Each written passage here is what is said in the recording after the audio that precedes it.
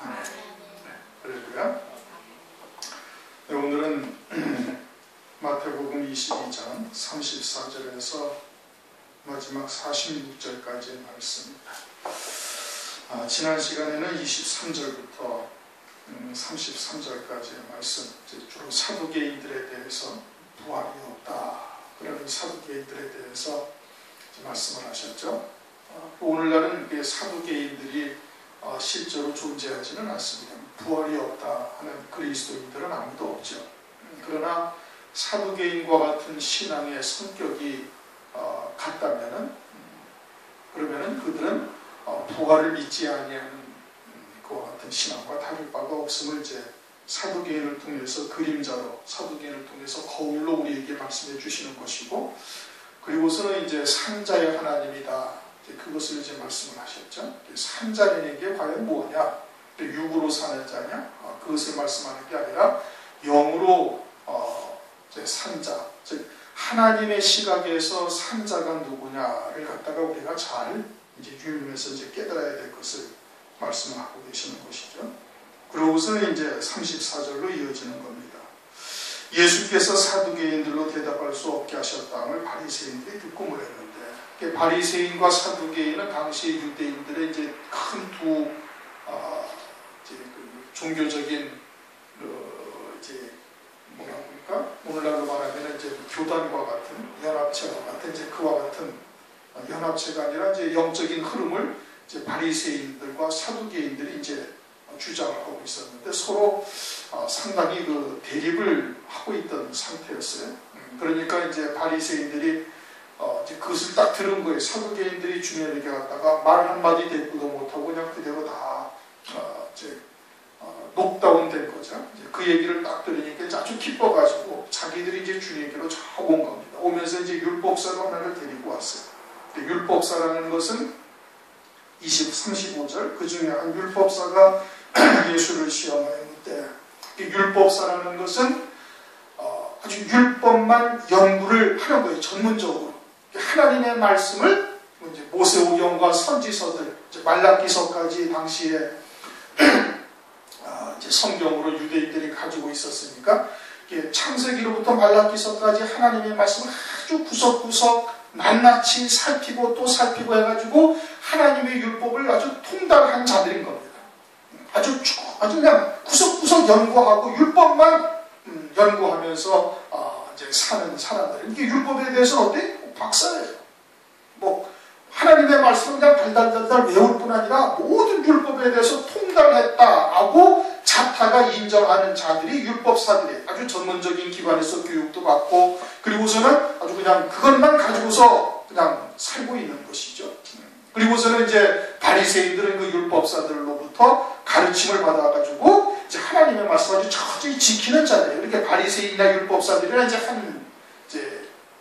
같은 계통에 이렇게 있는 것이죠.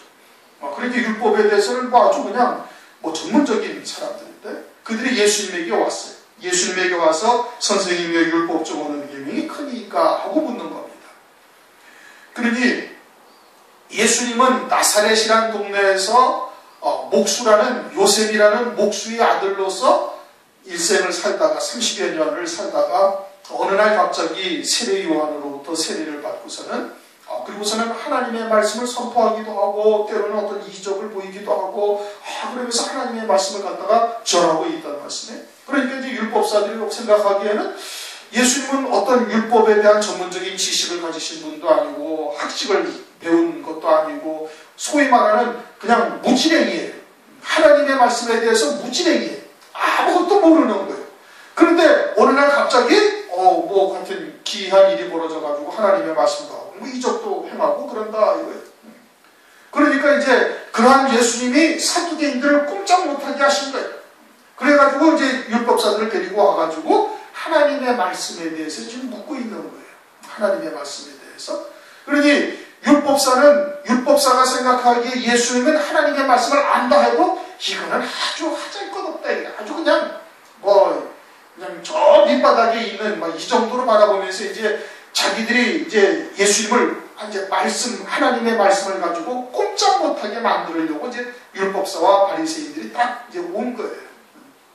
그러니까 율법사들이 보기에 예수님이 하나님의 말씀에 대한 지식이나 뭔가를 가졌다 할지라도 뭐 그것을 얼마나 하찮게 여기겠느냐 이겁니다. 마치 오늘날로 말하면은 신학을 뭐 그냥 한국에서도 신학 공부를 하고 미국에 가서도 신학 공부를 해서 신학교를 한번 미국에서도 두세 군데를 다녀가지고 박사학위를 한두 개 좀 받고 그러고 나서 한국에 와서 만약에 목회를 한다면은 하는 사람과 또는 뭐 그냥 대충 그냥 하나님의 그냥 부르심을 받아가지고서 그냥 그 하나님의 말씀을 선포하는 사람과 그의 차이인 거예요. 그냥 어마어마한 차이인 것이죠. 이렇게 그들이 보기에는 하잘것없는 존재예요. 와가지고서는 딱 율법 중에 어느 계명이 가장 크니까 이거는 율법을 아주 일생 동안 연구를 하고 연구를 해도 그 율법의 가지수가 한 600 내지 700까지가 넘는다고 그래요. 율법의 그 가지수가 하나 하지 마라 한 하나님의 계명이. 그런데 그 중에 무엇이 가장 크냐? 이것은 율법사들도 일생 동안 하나님의 말씀을 연구하고 또 연구하고 한 사람도 대답할 수 있는 문제가 아닌 거예요. 그는 어느 누구도 쉽게 알 수 있는 문제가 아니에요. 이거다 라고 딱 얘기할 수 있는 문제가 아니다 이거예요. 그러니 저 나사렛이나 갈릴리 나사렛이라는 동네에서 그냥 불황무식한 무지랭이가 어느 날 갑자기 하나님의 말씀을 선포하고 있고 뭐 이적을 조금 보인다 해가지고 그 사람이 대답할 수 있는 문제는 그건 절대 대답할 수 있는 문제가 아닌 거예요. 설령 또 이거라고 대답한다 할지라도 율법만 그냥 눈만 뜨면은 율법만 쳐다보고 율법을 연구하고 율법의 전문 학교에서 배우고 그런 사람이 하나님의 말씀을 가지고 딱 올가 묶을 수가 있거든요. 얼마든지 할 수가 있다 생각을 하고 지금 묻고 있는 거예요. 그런데 주님께서 어떻게 그냥 딱 대답을 해버리시는 거예요. 예수께서 그러셨는데 네 마음을 다하고 목숨을 다하고 뜻을 다해 주 너의 하나님을 사랑하셨으니 이것이 크고 첫째 되는 계명이요 둘째는 그와 같으니 내 이웃을 내 몸과 사랑하셨으니 이 두 계명이 온 율법과 선지의 강령이니라. 주님께서 단 한순간에 어떤 망설임도 없이 이 율법사가 어떤 계명이 가장 큰 계명이니까 하고 딱 물으니까 그냥 즉각 대답하시는 거예요. 그 율법이 수도 없이 많은데 그냥 주님이 딱 대답하시는 거예요. 이것은 모든 하나님의 말씀의 그 본질이 무엇인지를 알아야 답할 수 있는 말씀이에요. 그렇죠? 율법이 600여 가지가 넘는데 그 중에 무엇이 크냐 작으냐를 어떤 계명이 가장 크냐라는 것을 대답할 수 있다는 것은 모든 하나님의 말씀의 본질이 무엇이냐를 알아야만 대답할 수 있는 말씀이에요. 다시 말하면은 그 율법을 주신 자가 아니고서는 대답할 수가 없는 거예요. 그렇죠? 율법이 한두 가지도 아닌데 그것의 경중을 따져가지고서 어떻게 그것을 갖다가 사람의 생각으로 연구해서 그걸 대답할 수가 있겠어요? 대답을 못하는 거예요. 그러니까 하나님만이 율법을 주신 하나님만이 하나님께서 이 율법을 주신 그 본질, 율법을 주신 뜻을 하나님은 아시니까 왜 율법을 10계명을 주시고 또 하지 마라 하셨는지 쭉 그것을 하나님만이 아시는 거예요. 그래요 안 그래요? 하나님만이 아시니까 주님이 하나님이시니 그냥 망설임 없이 그냥 뭐 순간적으로 딱 말씀을 하실 수가 있다 이겁니다. 그러니까 이렇게 대답하실 수 있는 것은 이것은 하나님이다 이 뜻이에요. 그리스도가 아니시면은 이와 같은 대답을 하실 수가 없다 이겁니다. 그리고서는 그리스도께서 이 땅에 오셔가지고서 이와 같은 그보다 우선 그와 같이 그리스도가 아니시고서는 이와 같은 대답을 하실 수가 없을 뿐 아니라 그리스도께서 하나님이 왜 이와 같은 계명을 주시는지를 아시니까 대답을 하신 거예요. 하나님은 왜 이 계명을 주셨어요? 왜 이 계명이 온전히 하나님을 갖다가 하나님 율법 중에 가장 큰 계명이라고 말씀을 하실 수가 있느냐? 그것은 율법은 사랑은 모든 율법의 완성이라 로마서 13장에 말씀하고 있습니다.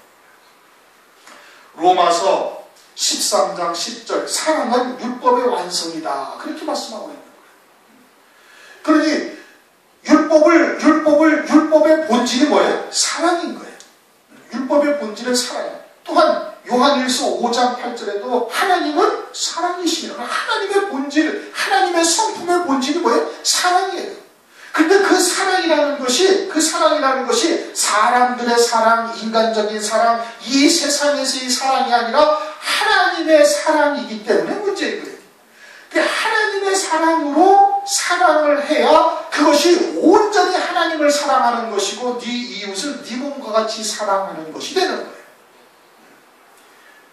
그러니 하나님이시기 때문에 이 대답을 하실 수가 있는 거예요.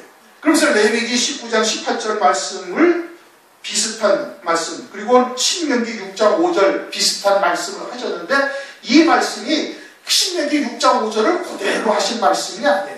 그러니까 이 말씀이 뭘 말해요? 모든 율법의 온전하신 뜻이 무엇인지 하나님께서 그 본질이 사랑이시기 때문에 하나님의 그런 사랑으로 그 사랑을 깨닫고 그 사랑으로 사랑할 수 있도록 하시기 위해서 이와 같은 말씀을 하나님께서 주신 거예요. 그리고서는 주님이 오셔서 네가 마음을 다하고 목숨을 다하고 뜻을 다하여 너희 하나님을 사랑하라는 그 사랑이 무엇인지를 당신이 보이시고 네 이웃을 네 몸과 같이 사랑하라는 그 사랑을 당신께서 실천을 하신 거예요. 하나님이시기 때문에 이 율법의 본질, 하나님의 말씀의 본질이 무엇인지를 말씀하실 수가 있으셨고 하나님이시기 때문에 그러한 사랑으로 하나님을 사랑하고 그리고 네 이웃을 네 몸과 같이 사랑할 수가 있으셨다 이 뜻입니다. 그러니까 뭐라는 얘기? 당신이 그리스도요 당신이 하나님이시라는 뜻인 겁니다. 본질은 그거예요. 그리고서는 당신이 그리스도요 하나님이시기 때문에 그런 하나님의 사랑으로 하나님을 온전히 사랑한 거예요. 마음을 다하고 목숨을 다하고 뜻을 다해 하나님을 사랑한 거예요. 그리고서는 네 이웃도 그런 하나님의 사랑으로 네 이웃을 네 몸과 같이 사랑하셨다 이 뜻인 겁니다. 그러면서 주님께서 그것을 보여주셨고 그리고는 성경의 말씀을 하고 계시는 거예요.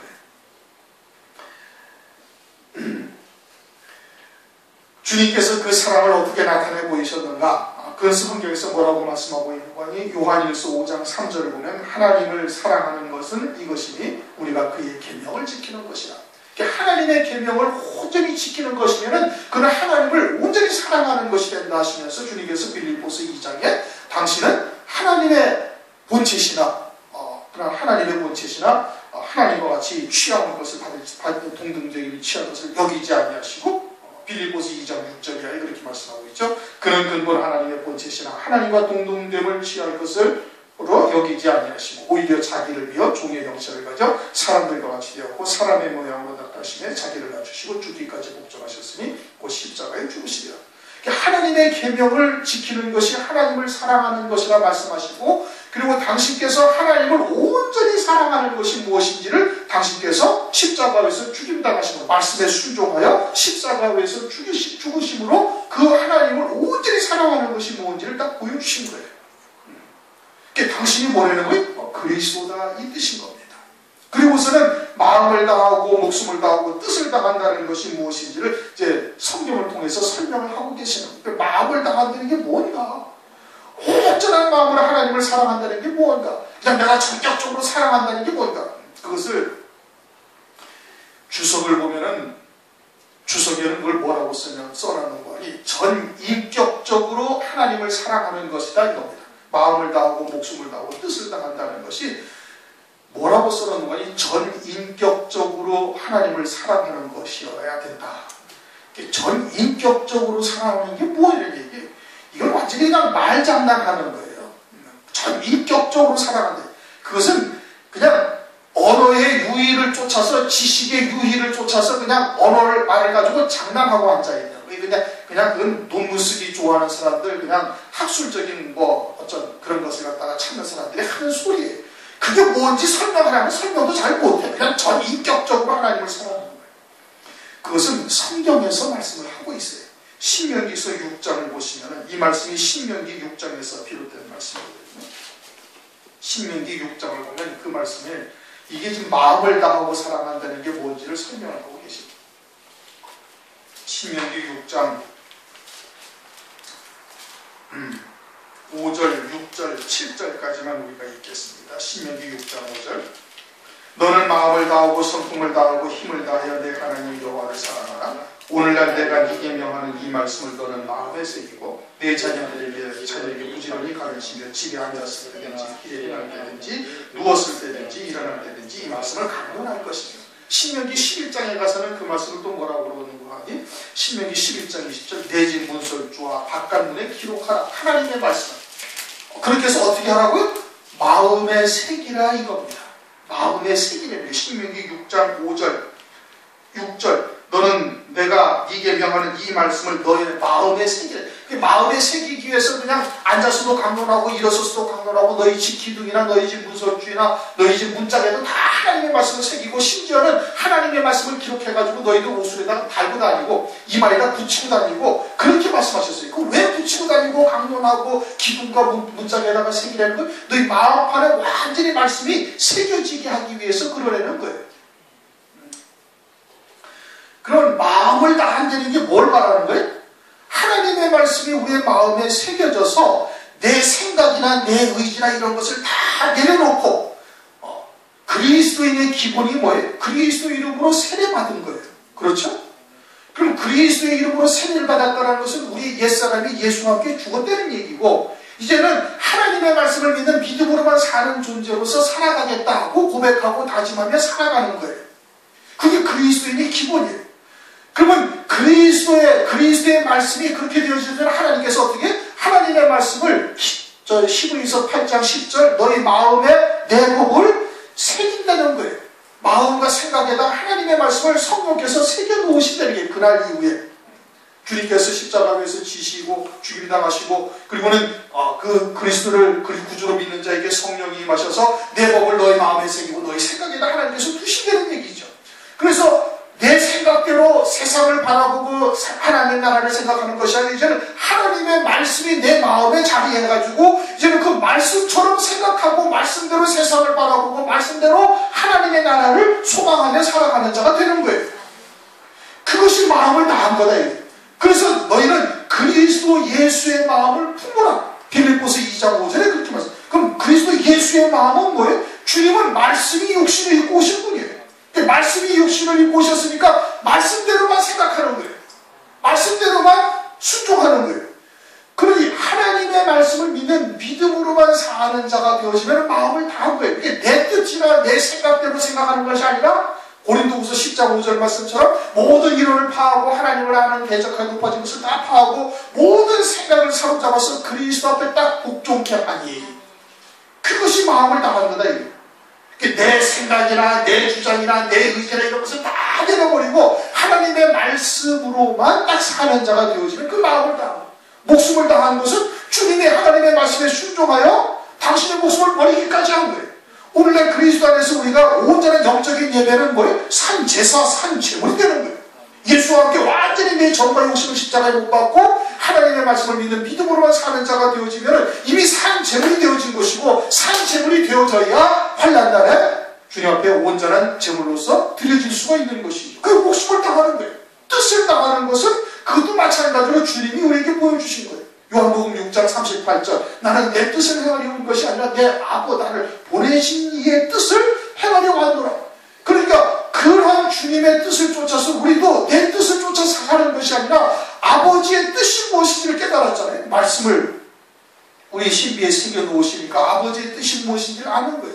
그리고는 그 뜻을 쫓아서 모든 것을 여기다가 거기다가 다 두고 하나님의 뜻을 이루는, 다시 말하면 갈라디아서 2장 20절 말씀처럼 나는 이미 예수와 함께 십자가에 못 박혀 죽었나니 그런즉 이제는 내가 산 것이 아니라 내 안에 계신 그리스도께서 사신 삶이다 와 같은 삶이 딱 되어지면 마음을 다하고 목숨을 다하고 뜻을 다하여 주 너희 하나님을 사랑하는 것이 되는 거예요. 그게 하나님의 말씀을 계명을 온전히 지키는 자가 되어지는 것이고 그것은 하나님을 온전히 사랑하는 거예요. 그것을 주님이 보여주셨어요. 그리고 우리에게도 이제는 성령이 우리 안에 내주하심으로 말미암아 똑같은 주님이 걸어가셨던 그 길을 갈 수 있게 하신 거다 이게. 그것이 하나님의 말씀을 율법과 계명을 주신 본질이에요. 율법을 왜 주셨어요? 율법을 통해서 그런 하나님의 사랑을 깨닫고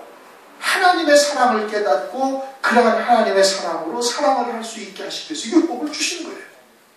그것을 깨닫지 못하니까 이제 주님이 오셔가지고 몽학선생이 되어져서 이제 그리스도를 소망하게 하셔가지고 주님이 오셔서 주님을 통해서 그와 같은 아버지의 온전하신 의를 이루는 것이다. 이것이 첫째 되는 계명이다. 이게. 그리고 둘째는 뭐가 같다? 네 이웃을 내 몸과 같이 사랑하라. 이게 둘째 계명이다. 이게. 그럼 네 이웃을 내 몸과 같이 사랑하라는 것이 오늘날 주님께서 우리에게 어떻게 이루셨는가? 로마서 5장 8절을 보면 우리가 아직 죄인 되었을 때에 당신께서 십자가에서 죽임당하심으로 하나님의 사랑을 우리에게 확증하셨다. 주님께서 네 이웃을 네 몸과 같이 사랑하라는 것도 그 사랑도 하나님의 사랑을 우리가 온전히 깨닫고 그 하나님의 사랑으로 네 이웃을 네 몸과 같이 사랑하라는 말씀이에요. 그러면 당신이 하나님의 사랑이시니 하나님이시고 하나님의 사랑이시니 오셔가지고 네 이웃을 네 몸과 같이 사랑하는 것이 뭐냐? 그거를 우리에게 친히 보여주신 거예요. 우리가 아직 죄인 되었을 때에 주님을 따를 때가 아니고 믿고 순종할 때가 아니고 죄인 되었을 때 당신께서 우리를 위해서 십자가에서 피 흘려서 죽임당하심으로 대속제물이 되심으로 우리에 대한 하나님의 사랑이 어떤 것을 딱 보여주셨고 네 이웃도 이와 같이 너희도 사랑하라 이거예요.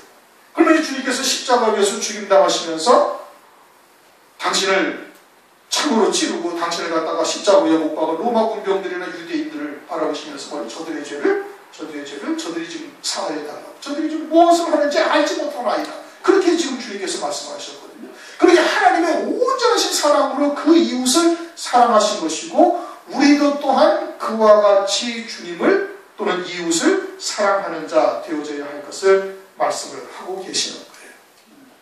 그것이 율법과 모든 선지자의 강령이다 이거예요.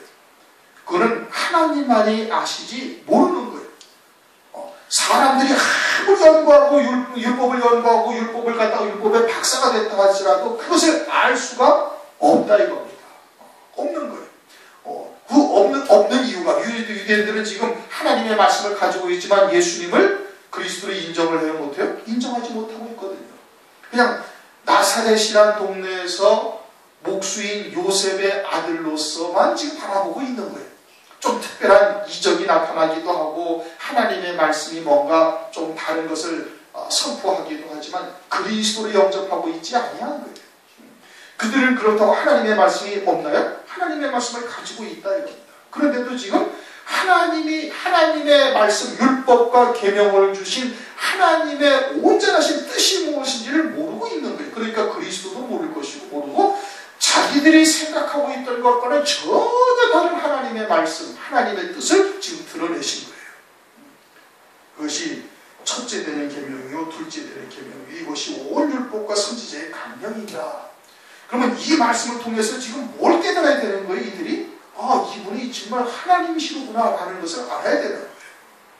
그런데 그것을 깨닫지 못하니까 다시 또 이제 41절부터 말씀합니다. 바리새인들이 모였을 때 예수께서 그들에게 물으시되 너희는 그리스도에 대하여 어떻게 생각하느냐? 네 자손이냐? 대답하되 다윗의 자손이다. 가라사대 그러면 다윗이 성령에 감동하여 어찌 그리스도를 주라 칭하여 말하되 주께서 내 주께 이르시되 내가 네 원수를 내 발 아래 둘 때까지 내 우편에 앉았으라 하셨느냐? 다윗이 그리스도를 주라 칭하였으니 어찌 그의 자손이 되겠느냐? 유대인들은 그리스도를 다윗의 자손으로만 알고 있는 거예요. 다윗의 자손이다. 그러나 주님이 실제 다윗의 자손인가요? 아니에요. 성령으로 잉태하셨죠. 성령으로 잉태하신 하나님의 아들이에요. 하나님이셔요. 그런데 유대인들은 여전히 다윗의 자손으로만 알고 있어요. 그러자 주님께서 말씀하셨어요.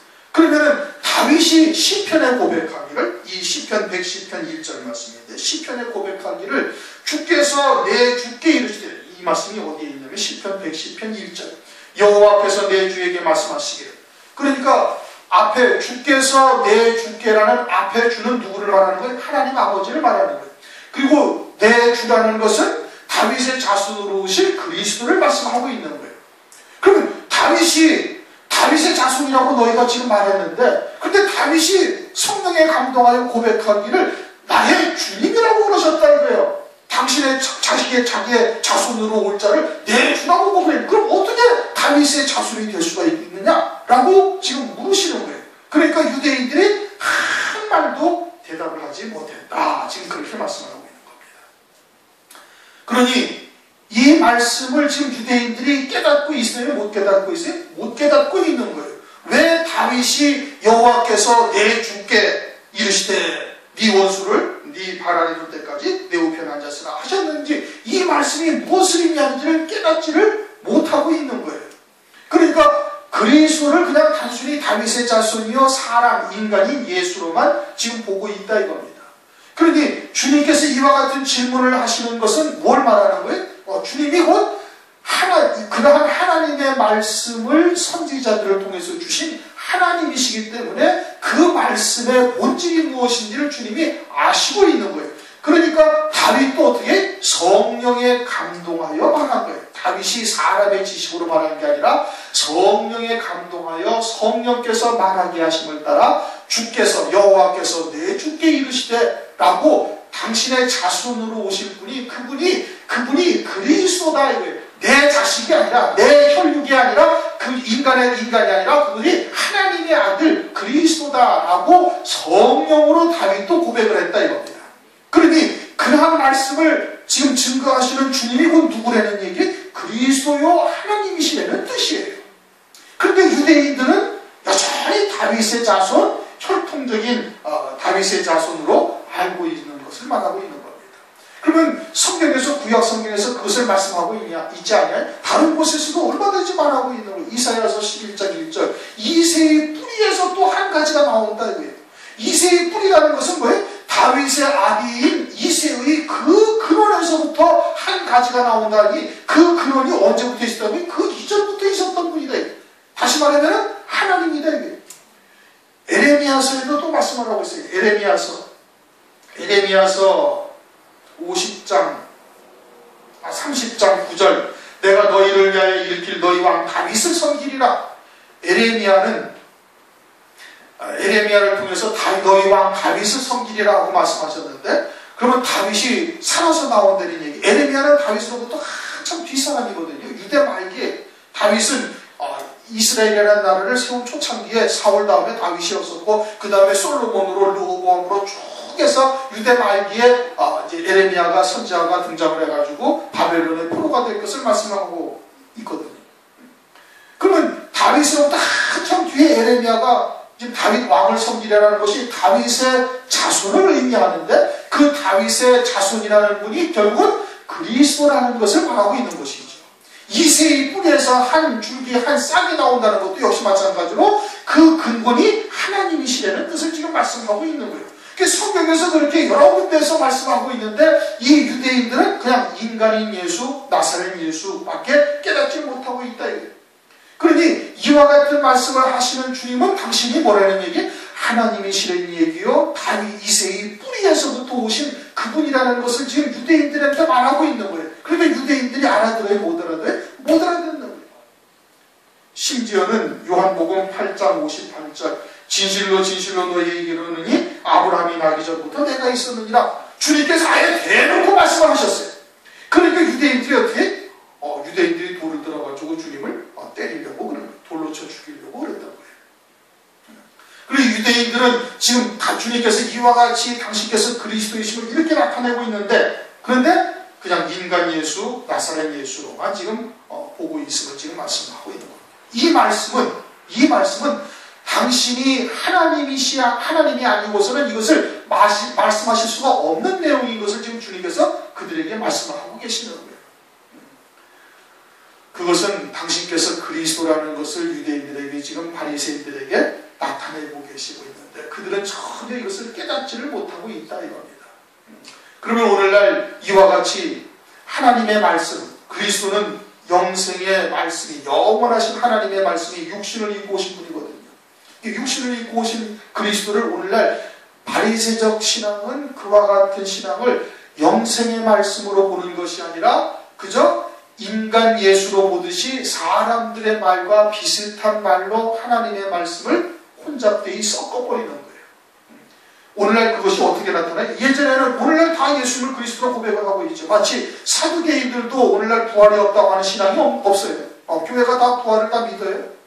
그런데 오늘날 사두개적인 신앙의 흐름이, 영적인 맥이 그대로 이어지고 있음을 우리가 이미 상고했던 것처럼, 바리새인들과 같은 신앙의 흐름이, 영적인 맥이 오늘날도 그대로 이어지고 있어요. 그것을 오늘날 어떻게 알 수가 있는가? 하나님의 말씀, 마치 바리새인들이 그리스도를 지금 자기들도 부활도 믿는다 하지만 그리스도를 지금 바라보고 있어요? 인정을 합니까? 인정을 안 하고 있다. 그와 같이 말씀이 육신을 입고 오신 그리스도를 그들이 그렇게 인정하지 않듯이 영생의 하나님의 말씀을 오늘날 인간들의 말로 그와 같이 혼잡되이 섞어가지고 전하고 있음을 통해서 바리새적 신앙이 없다라는 것을 드러내고 있음을 지금 말씀을 하고 있다 이겁니다.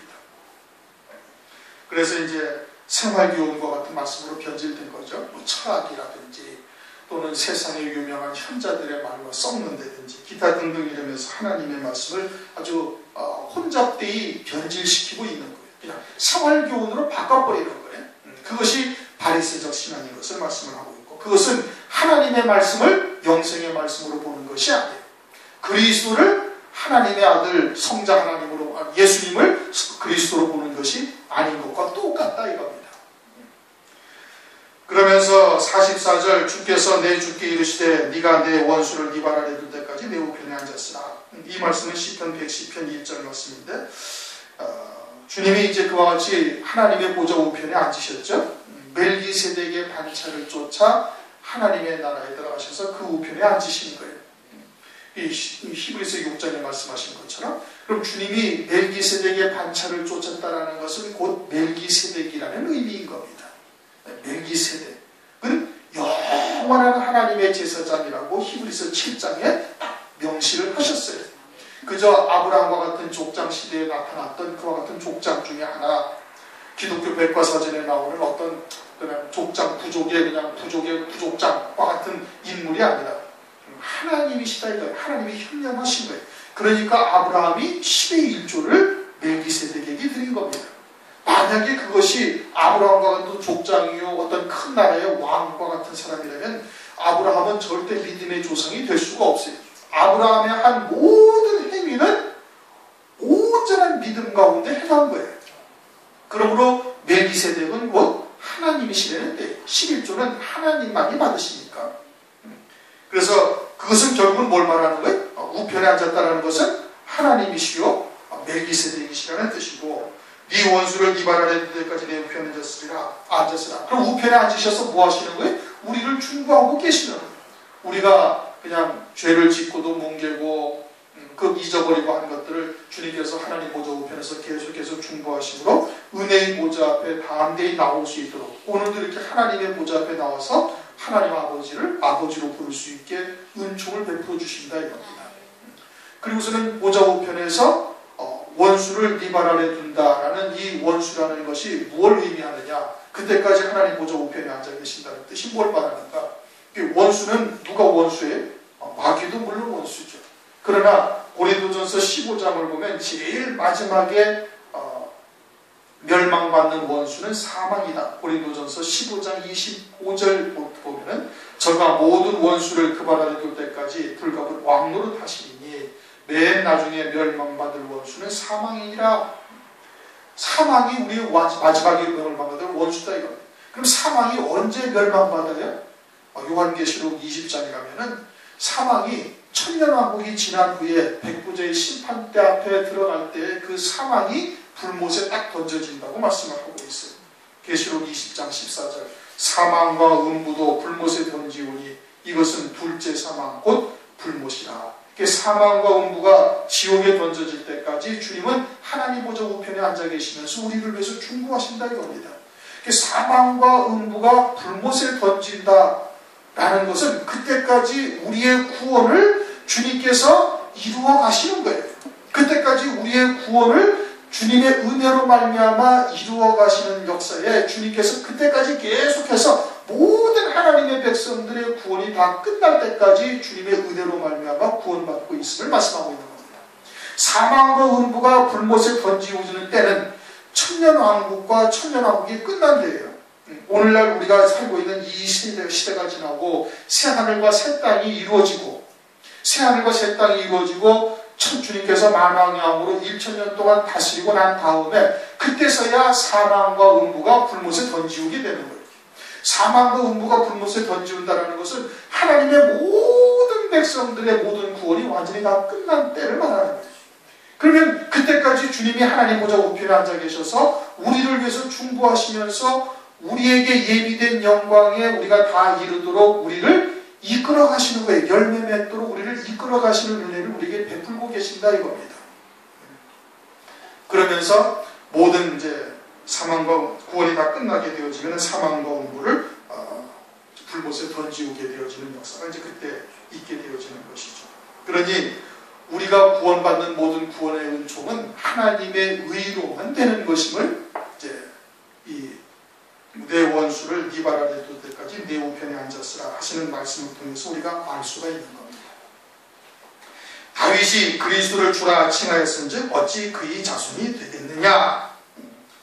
그의 자손이 될 수가 없는 것이죠. 그러니까 이 말씀은 하나님만이 아시는 말씀이에요.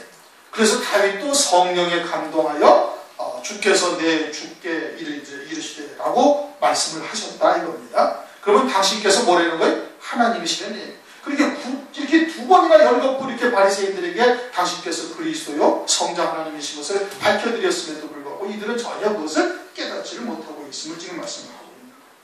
그러자 46절 한 말도 능히 대답하는 자가 없고 그날부터 감히 그에게 묻는 자도 없더라. 율법사들로서 감히 알 수 없는 하나님의 놀라운 비밀을 주님께서 딱 드러내신 거예요. 그러니까 이 율법사들이나 바리새인들이나 아니면 사두개인들도 감히 주님께 그 다음부터는 물을 수도 없어요. 대답할 수는 뭐 더더군다나 없는 것이고 그와 같이 되었다 이겁니다. 이것은 오늘날 뭘 말하는가? 우리가 하나님의 진리의 말씀으로 온전히 채워지게 되어지면은 감히 하나님 앞에 물을 자도 없고 그 말씀을 대답도 못하는 거예요. 여러분들이 지금 이와 같이 마지막 때에 따른 말씀으로 아주 그냥 요한복음 2장에 말씀하시는 돌 항아리에 물을 아구까지 채우라 하신 말씀대로 하나님의 말씀이 채워지면은 완전한 진리의 말씀으로 딱 채워지면은 여러분들이 하나님의 말씀을 가지고 그들에게 증거할 때 여러분들에게 물을 자도 없고 여러분들이 질문하는 질문에 대답할 자도 없다는 얘기입니다. 진리가 그렇게 어마어마한 권능이 있는 거예요. 오늘은 34절부터 46절까지의 말씀인 겁니다. 이 말씀과 그 앞의 말씀을 통해서 당신께서 그리스도라는 것을 유대인들에게 지금 낱낱이 다 증거하고 계시는 거거든요. 그런데도 그리스도를 영접지 아니하는 거예요. 그들은 그리스도가 사실은 말로는 그리스도 하나님 아버지 또는 메시아를 소망하고 하나님 아버지의 이름을 부르고 있지만 사실은 하나님을 섬기는 것이 온전히 섬기는 것이 아닌 겁니다. 온전히 섬기는 것이 아니에요. 그러면 이와 같은 신앙은 오늘날도 마찬가지로 하나님을 온전히 섬기는 자들이 아닌 거예요. 그것이 무엇인지를 우리에게 지금 드러내고 계시면서 아울러 우리가 그와 같은 하나님의 말씀으로 가득 채워지고 충만케 되어지면은 감히 물을 자도 없고 대답할 자도 없게 되어진다. 그러니까 환난날에 철저한 권세를 딱 가지는 자가 딱 되어지는 겁니다. 그 말씀이 권능이 되는 거예요. 말씀이 힘이 되고 하나님의 능력이 되어가지고 그 앞에서 아무도 대적할 자가 없게 되어질 것을 말씀을 하고 있는 겁니다. 우리 동서로 잠시 기도.